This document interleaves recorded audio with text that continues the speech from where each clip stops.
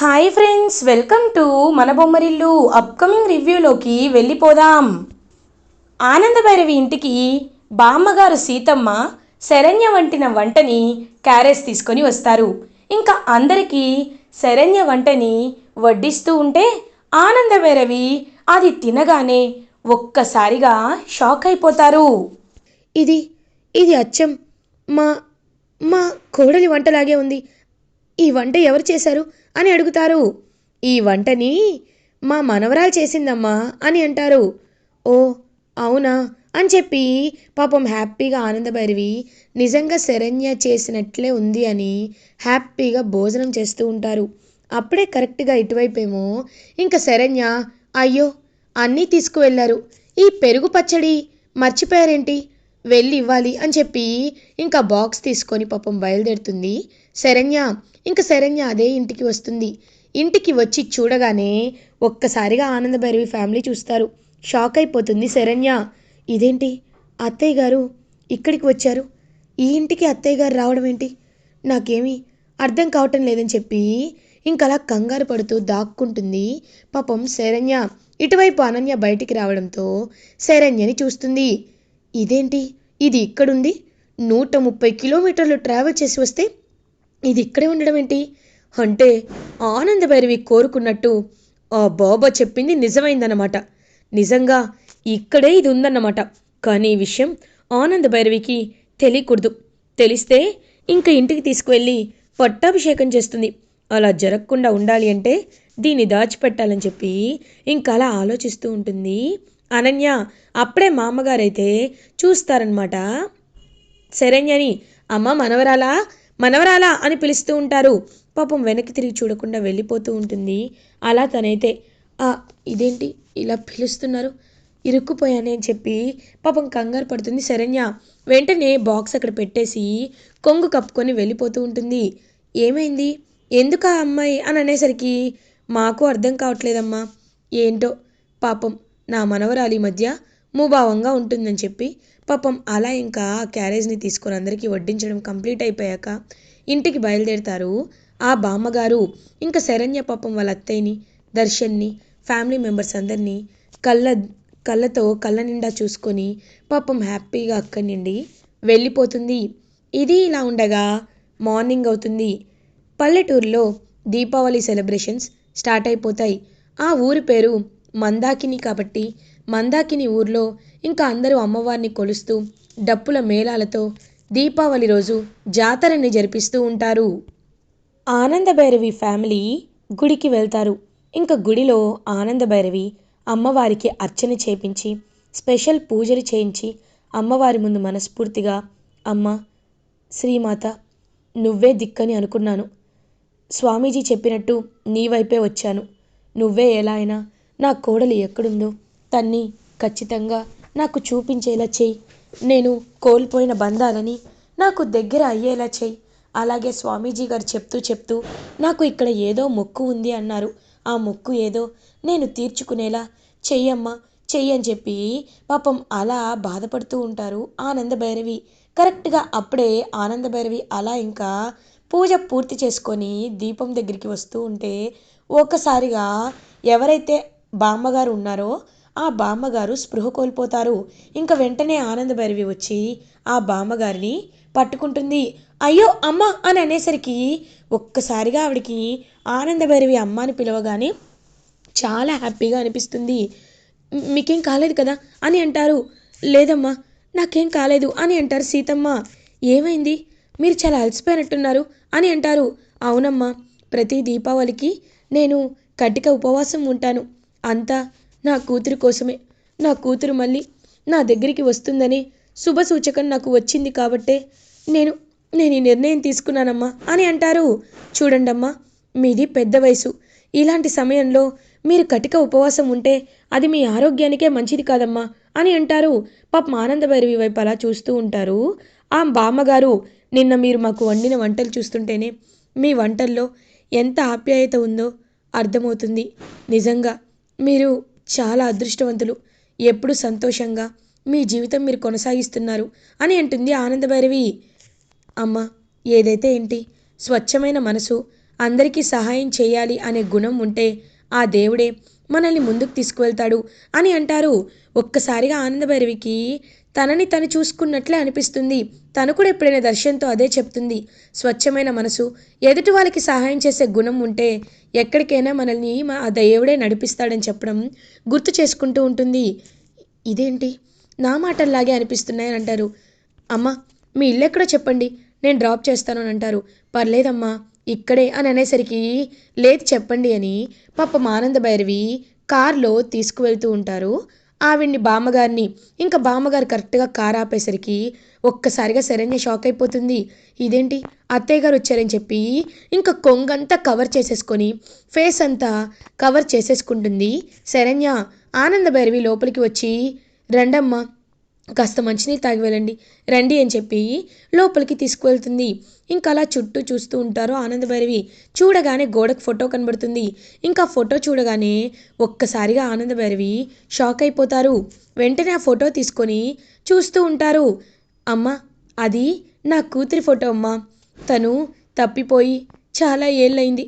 ఎప్పటికైనా తను కనబడాలని అనుకుంటున్నానమ్మా అని బాధపడుతూ ఉంటే ఒక్కసారిగా షాక్ అవుతుంది ఆనందభైరవి. అచ్చం నా ఫోటోలాగే ఉందేంటి, నిజంగా నాదేనా కాదా అని ఆలోచిస్తూ ఉంటే ఆ దీపం అనేది కొండెక్కబోతూ ఉంటుంది. కరెక్ట్గా అఖండ దీపం. ఒక్కసారిగా ఆ దీపాన్ని పట్టుకోవడానికి ఇటువైపు నుండి శరణ్య, అటువైపు నుండి ఆనందభైరవి ఇద్దరు వస్తారు. ఇద్దరు ఒకేసారి దీపాన్ని చేత్తో పట్టుకుంటారు. ఒకరినొకరు చూసుకుంటారు. శరణ్యని చూసి ఒక్కసారిగా చాలా అంటే చాలా హ్యాపీగా ఫీల్ అవుతారు ఆనందభైరవి. ఇంకా అలా శరణ్య కూడా ఆనందభైరవి వైపు చూస్తూ ఉంటారు. అమ్మా ఆనంద అని శరణ్యని పాపం హక్ చేసుకుంటారు ఆనందభైరవి. అత్తయ్య గారు అని హక్ చేసుకుంటుంది శరణ్య. అమ్మ మీరిద్దరు అని అంటారు. తను నా కోడలు అని చెప్తుంది. అవునా అని చూస్తూ ఉంటారు. అవునమ్మా, తను నా కోడలు. మా కోడలు మీలాంటి మంచి మనిషి దగ్గర ఉంటుందని నేను అనుకోలేదు. ఎప్పుడు ఏ ప్రమాదం జరుగుతుందోనని చాలా అంటే చాలా బాధపడ్డాను. కానీ ఇప్పుడు నాకు చాలా సంతోషంగా ఉంది. నా కోడల్ని మీ దగ్గర ఉండనిచ్చారు. చాలా థ్యాంక్స్. మీ రుణం ఎలా తీర్చుకోవాలో నాకు అర్థం కావట్లేదమ్మా అని చెప్పి పాపం ఆనందభైరవి అంటుంది. ఇంకా ఆనందభైరవి ఆ ఫోటో తీసుకొని, ఈ ఫోటో నా చిన్ననాటి ఫోటోలో అనిపిస్తుంది అని చూస్తూ ఉంటే ఆనందభైరవి వైపు ఆ పెద్దావిడ చూస్తూ ఉంటుంది. అమ్మ, మీ అమ్మ నాన్న ఎవరు అని అడుగుతారు. నేను అనాథనమ్మ, నాకు అమ్మ నాన్న లేరు అని అంటారు. అప్పుడే కరెక్ట్గా ఒక స్వామీజీ అటుగా నడుచుకుంటూ వస్తారు. శంభో శంకర అని అంటారు. ఎప్పుడైతే ఆ స్వామీజీ ఉన్నారో ఆ స్వామీజీని అనమాట, ఎవరైతే ఆనందభైరవికి చెప్పారో ఆ స్వామీజీని నడుచుకుంటూ వస్తారు. ఇంకా స్వామీజీని చూస్తుంది. చూసిన వెంటనే ఆ స్వామి గారు మీరు అని అంటుంది. ఆనందభైరవి, నీవు తీర్చుకోవాల్సిన మొక్కు ఉంది అన్నాను కదా, అది ఈవిడికి సంబంధించిందే. నువ్వు ఈవిడిని జాగ్రత్తగా చూసుకోవాలి ఆనందభైరవి అని చెప్పి అక్కడి నుండి వెళ్ళిపోతారు. ఈవిడికి నాకు ఉన్న బంధం ఏంటి, అది ఏంటో నేను ఎలా తెలుసుకోవాలి అని చెప్పి పాపం ఆనందభైరవి అయితే ఇంకా ఆలోచనలో పడుతుంది. ఇది ఇలా ఉండగా శరణ్య దగ్గరికి ఆనందభైరవి వచ్చి, ఎందుకమ్మా శరణ్య, ఎందుకు వెళ్ళిపోయావు, ఎందుకు ఇలాంటి నిర్ణయం తీసుకున్నావు, నాతో అయినా చెప్పమ్మా అని అడిగితే, అత్తయ్య గారు నేను మీకు చెప్పాలంటే ఏం చెప్పాలో నాకు అర్థం కావటం లేదు. నేను నేను ఇదంతా తర్వాత చెప్తానండి అని అంటారు. చూడు, నువ్వు ఒకవేళ చెప్పకపోతే ఇప్పుడే నేను ఈ అగ్నికి ఆహుతవుతాను. ఈ అఖండ దీపంపై చెయ్యి పెట్టి తీయను అని చెప్పి ఆ అఖండ దీపంపైనే చెయ్యి పెట్టేసి ఉంచుతుంది ఆనందభైరవి. అత్తయ్య గారు చెయ్యి తీయండి అత్తయ్య గారు అని అంటుంది. నాకేమైనా నువ్వు ఆలోచించొద్దు, ఎందుకంటే నువ్వు నిజం చెప్పవు కదా, ఇంటికి రావు కదా, నీ బాధని నువ్వే అనుభవిస్తూ కనీసం మా గురించి ఆలోచించవు కదా, అందుకే ఇలా చేస్తున్నానని చెప్పి అఖండ దీపంపై నుండి చేయి తీయకుండా అలానే ఉంచుతారు ఆనందభైరవి. కరెక్ట్గా అప్పుడే ఇంకా చేయి తీసేస్తుంది. వెంటనే శరణ్య, చెప్తాను అత్తయ్య గారు, చెప్తాను, నాకు మీకంటే ఏది ఎక్కువ కదా అత్తయ్య గారు అని జరిగిందంతా చెప్తుంది. అంటే ఆ మనోజ్ ఎవరో తెలుసుకోవాలి అంతే కదా అని అంటారు ఆనందభైరవి. అవునత్తయ్య గారు, ఆ మనోజ్ ఎక్కడున్నాడో తెలుసుకోవాలి. నేను అతనికి పొద్దున ఫోన్ చేశాను, కానీ అతని గొంతు వింటుంటే ఏదో కావాలని మాట్లాడుతున్నట్టు నాకు కాస్త అనుమానం వచ్చింది. ఇప్పుడు ఆలోచిస్తుంటే నాకెందుకో అతను అబద్ధం చెప్పాడో నిజం చెప్పాడో తెలియటం లేదు అని అంటుంది శరణ్య. ఖచ్చితంగా వాడు ఏం చెప్పినా నాకు దొరుకుతాడు. రోహిత్ దగ్గర రోహిత్ మోసపోయాడు కాబట్టి వాడిని ఖచ్చితంగా నేను వెతికి పట్టుకుంటానని చెప్పి ఇంకా వెంటనే ఆనందభైరవి మాటిచ్చి పాపం శరణ్యని ఇంటికి తీసుకొస్తూ ఉంటుంది. అలాగే శరణ్యతో పాటు ఆ బామ్మగారిని కూడా ఇంటికి తీసుకొస్తారు ఆనందభైరవి. అప్పుడే కరెక్ట్గా పేమెంట్ తీసుకోవడానికి మనోజ్ ఆనందభైరవి వాళ్ళ దగ్గరికి వస్తాడు. ఇంకా పేమెంట్ తీసుకోవడానికి, హలో మేడం, నేనే కదా మీకు ఈ గెస్ట్ హౌస్ని బుక్ చేసింది, పేమెంట్ రోజుకి 5 లక్షలు అని చెప్పడంతో 5 లక్షలా అని అంటాడు దర్శన్. అవును బ్రో, ఈ మధ్య చాలామంది పల్లెటూర్లకి పండగలకి వస్తున్నారు, అందుకే మాకు డిమాండ్ పెరిగింది, మరి మాకు ఖర్చులుంటాయి కదా అని అనడంతో అప్పుడే శరణ్య బయటికి వచ్చి చూస్తుంది. చూసేసరికి అక్కడ మనోజ్ ఉంటాడు. ఒక్కసారిగా శరణ్య షాక్ అయిపోతుంది. అత్తయ్య గారు, ఇతనే అత్తయ్య గారు మనోజ్ అని అనడంతో ఒక్కసారిగా ఆనందభైరవి మనోజ్ కాలర్ పట్టుకొని, ఏరా నీ దగ్గర ఈ గెస్ట్ హౌస్ ఉంది అంటే నువ్వు కావాలని రోహిత్ దగ్గర నాటకం ఆడి డబ్బులు తీసుకొని ఇదంతా చేస్తావా? నిన్ను ఇలా కాదని చెప్పి ఇంకా గట్టిగా అటు చెంప ఇటు చెంప వాయిస్తూ ఉంటారు ఆనందభైరవి మనోజ్కి. మేడం మేడం నన్ను క్షమించండి మేడం అని అంటారు. రేయ్, ఫ్రెండ్ అని చెప్పి ఇలా మోసం చేస్తూ బ్రతికే నీకు సిగ్గులేదా అని చెప్పి గట్టిగా అరుస్తాడు దర్శన్. నన్ను క్షమించండి అని అందరినీ కాళ్ళు పట్టుకుంటాడు మనోజ్. రేయ్, మర్యాదగా డబ్బులు తీ, ఆ డబ్బుల్ని నీవి కాదు ఆ రౌడీవి, ఆ రౌడీకి పేమెంట్ మొత్తం కట్టేసి అప్పుడు నువ్వు ఎక్కడికైనా వెళ్ళని చెప్పి ఇంకా అతని దగ్గర ఉన్న ఏటీఎం కార్డ్స్ అవన్నీ ఇంటికి వెళ్ళి డబ్బులు తీసుకుంటారు ఆనందభైరవి శరణ్య. ఇంకొకసారి ఇలాంటి పని చేస్తే నిన్ను ఏం చేస్తానో నాకే తెలియదు, పోరా అని గట్టిగా గసిరేస్తుంది. ఇంకా వెంటనే అక్కడి నుండి వెళ్ళిపోతాడు. అతనైతే పరిగెత్తుకుంటూ మనోజ్, అమ్మో మోసం చేస్తే ఇంత ప్రమాదమా, ఇంకా నయం వాళ్ళనేమీ చేయలేదు, వేరే వాళ్ళైతే చంపేసేవాళ్ళు, నాది వాళ్ళదేదో మంచి ఫ్యామిలీలా ఉంది కాబట్టి నన్ను ప్రాణాలతో వదిలేశారని చెప్పి అక్కడి నుండి మనోజ్ పారిపోతాడు. ఇంకా గెస్ట్ హౌస్ డాక్యుమెంట్స్ అయితే ఆనందభైరవి శరణ్య ఇద్దరు రౌడీ దగ్గరికి తీసుకువెళ్తారు. తీసుకువెళ్ళి, ఇదిగో ఈ డాక్యుమెంట్స్ తీసుకో, ఇందులోనే నువ్వు ఇచ్చిన డబ్బులతో వాడు గెస్ట్ హౌస్ కొన్నాడు, ఈ గెస్ట్ హౌస్ ఇకపై నీదే అవుతుంది, మా నగలు రోహిత్ నీకు ఇచ్చిన డబ్బులన్నీ తిరిగి ఇచ్చేసాని ఆనందభైరవి గట్టిగా అనడంతో, ఓకే ఎలాగో నా డబ్బులు నాకు వచ్చినాయి, ఇప్పుడు మార్కెట్ వాల్యూ నేను ఇచ్చిన డబ్బుల కంటే ఈ బిల్డింగ్కి ఎక్కువ ఉంటుంది గెస్ట్ హౌస్కి, కాబట్టి మీ నగలు మీకు ఇచ్చేస్తా అని చెప్పి ఆ రౌడీ ఆ నగలని ఇచ్చేస్తాడు. మళ్ళీ అవకాశం మిస్ అయిపోయిందని చిరాకు పడుతూ ఉంటాడు రౌడీ. ఇంకా నగలను తీసుకొని ఆనందభైరవి శరణ్య ఇద్దరూ హ్యాపీగా ఇంటికి బయలుదేరుతారు. అలా రోహిత్ ప్రాబ్లంని ఆనందభైరవి హ్యాపీగా సాల్వ్ చేయడంతో శరణ్య సమస్య తొలగిపోతుంది. అందరూ ఫ్యామిలీ మెంబర్స్ కలిసి దీపావళి పండుగని అంగరంగ వైభవంగా జరుపుకుంటూ ఉంటారు. ఇది ఇలా ఉండగా అనన్య ఒక ప్లాన్ వేసుకుంటుంది. ఎలా అయినా ఈ శరణ్యని ఇంటి నుండి దూరం చేయాలనుకున్నాను, కానీ చేయలేకపోయాను. ఎలాగో ఆ దర్శన్ దగ్గర బ్యాట్ చేసేసాను కదా, ఇంకా ఏముంది చేయడానికి, ఈ శరణ్యని ఎలా అయినా పైకి పంపించాలని చెప్పి ఇంకా వెంటనే అనన్య అయితే ఎవరైతే రౌడీ దర్శన్తో యాక్సిడెంట్ చేయించిందో ఆ రౌడీకి ఫోన్ చేస్తుంది. రేయ్, నువ్వు వెంటనే శరణ్య దగ్గరికి వచ్చి తన్ని చంపేరా అని అంటుంది. ఓకే మేడం అని చెప్పి వెంటనే ఇంకా అలా శరణ్యకి చంపడానికి ఆ రౌడీ ఈ ఊరికి వస్తాడు. కరెక్ట్గా శరణ్య ఆనందభైరవి వాళ్ళందరూ అలా నడుచుకుంటూ వెళ్తుంటే వెనకాలే ఒక పెద్ద లారీ తీసుకొచ్చి కరెక్ట్గా తనని శరణ్యని యాక్సిడెంట్ చెయ్యాలి అనుకునేసరికి ఇంకా వెంటనే దర్శన్ శరణ్యని పక్కకు లాగేస్తాడు. రేయ్ అని ఆ లారీ వెనకాల పరిగెత్తేసరికి ఆ లారీ ఒక చెట్టు గుద్దుకుంటుంది. ఒక్కసారిగా డ్రైవర్ని చూసేసరికి ఆ డ్రైవర్ ఎవరో కాదు, శరణ్య డబ్బులు ఇచ్చి తనని చంపించాలనుకుంది అనుకున్నాడు కదా దర్శన్, ఆ డ్రైవరే అనమాట. ఒక్కసారిగా షాక్ అయిపోతాడు. అంటే నువ్వు మళ్ళీ వచ్చావా, మా ఫ్యామిలీని మళ్ళీ చంపడానికి వచ్చావా, శరణ్యని ఎందుకు చంపాలనుకున్నావు అని గట్టిగా అడుగుతాడు దర్శన్. నాన్న దర్శన్, ఏం నాన్న నువ్వు మాట్లాడేది అని అంటారు. అమ్మా, ఎన్ని రోజులు నీ దగ్గర నిజాన్ని దాచిపెట్టాను, కానీ నీకు విషయం తెలుసా, ఇదిగో ఈ డ్రైవర్ ఈ శరణ్య ఇద్దరు ఒకటే. శరణ్య వీడికి డబ్బులు ఇచ్చి నన్ను చంపేయమని చెప్పిందమ్మా అని అంటారు దర్శన్. ఒక్కసారిగా ఆనందభైరవి షాక్ అయిపోతారు.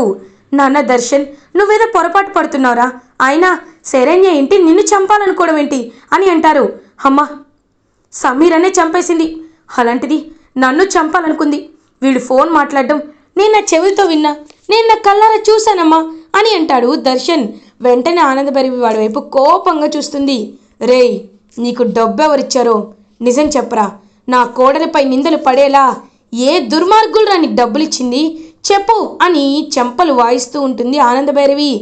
మేడం అది అని అనేసరికి అక్కడే ఉన్న త్రిశూలం పట్టుకొచ్చి చెప్తావా లేకపోతే చస్తావా అని అడిగేసరికి అనన్య గారే నాకు డబ్బు ఇచ్చారండి. ఆ రోజు కూడా దర్శన్ గారికి యాక్సిడెంట్ చేయమని, తన ముందు కావాలని శరణ్యకి పేరు వచ్చేలా మాట్లాడమని చెప్పింది ఆవిడేనండి అని మొత్తం ఆ రౌడీ ఒప్పేసుకుంటాడు. ఒక్కసారిగా అనన్య షాక్ అయిపోతుంది. ఇంకా దర్శన్ అంటే అని అంటారు. అవును నాన్న, ఆ సమీర కూడా నువ్వు అనుకున్నంత మంచిదేమీ కాదు, క్యాన్సర్ నాటకం ఆడింది. అన్నీ తను నిన్ను మెప్పించడానికే చేసింది. కాబట్టి ఇప్పటికైనా అర్థం చేసుకోండి, ఆ శరణ్య చాలా మంచి అమ్మాయి, సమీర మంచిది కాదు. అది మాత్రమే కాదు, ఈ అనన్య కావాలని నీకు శరణ్యకి దూరం పెంచడానికే, కావాలని శరణ్యని ఇరికించడానికే ఇదంతా చేస్తుంది నాన్న అనడంతో ఇంకా వెంటనే అనన్య వైపు చూస్తూ ఉంటాడు దర్శన్. ఛీ, ఇన్ని రోజులు మీపై ఒక గౌరవం ఉండేది, అది కూడా పోగొట్టుకున్నారు, మీరు అసలు మనిషే కాదు అని అంటారు. ఇంకా ఏంటి చూస్తున్నావు, నిన్ను ఒక్క నిమిషం ఇంట్లో ఉండనిచ్చినా మా ఇంటికి ఇలాంటి దరిద్రమే పడుతుంది, పోవే బయటికి అని చెప్పి ఆనందభైరవి గట్టిగా అనడంతో ఎక్కడ ఆనందభైరవి వాళ్ళు చంపేస్తారోనని ఇంకా అలా అక్కడి నుండి పారిపోతుంది అనన్య. అమ్మీ, మనం కొద్ది రోజులు అజ్ఞాతవాసంలో ఉండడం బెటర్ అమ్మీ, ఇప్పుడు గనక మనం ఆవిడకి దొరికామంటే చంపేస్తుందమ్మీ అని అంటుంది కాంచన. నేను అదే ఆలోచిస్తున్నాను, నా ప్రాణం కంటే నాకేది ఎక్కువ కాదు కదా, ఖచ్చితంగా కొద్ది రోజులు అజ్ఞాతవాసంలో ఉండి తర్వాత మళ్ళీ కొత్తగా వాళ్ళ ఇంటికి వెళ్తానని కోపంతో ఆనందభైరవి ఫ్యామిలీపై రగిలిపోతూ ఉంటుంది అనన్య. ఇటువైపు దర్శన్ శరణ్య దగ్గరికి వచ్చి, ఐఎమ్ సో సారీ శరణ్య, నేను చాలా అంటే చాలా తప్పుగా అపార్థం చేసుకున్నాను, ఇకపై నేను ఎప్పుడు నిన్ను అపార్థం చేసుకోనని పాపం అలా శరణ్యకి సారీ చెప్తాడు చేతులు పట్టుకొని దర్శన్. ఇంకా అలా దర్శన్ వైపు చూస్తూ, మీరు ఎప్పటికైనా నన్ను అర్థం చేసుకుంటారని నాకు తెలుసు దర్శన్ గారు అని హ్యాపీగా ఫీల్ అవుతుంది శరణ్య కళ్ళల్లో హ్యాపీనెస్ని చూసి ఇంకా ఎంతో సంతోషిస్తారు ఆనందభైరవి. ఇలా ఎపిసోడ్ ఎండ్ అవుతుంది. ఫర్దర్ ఎపిసోడ్ రివ్యూస్ ముందుగా మీకు కావాలి అనుకుంటే మా ఛానల్ని సబ్స్క్రైబ్ చేసుకోండి. Thanks for watching.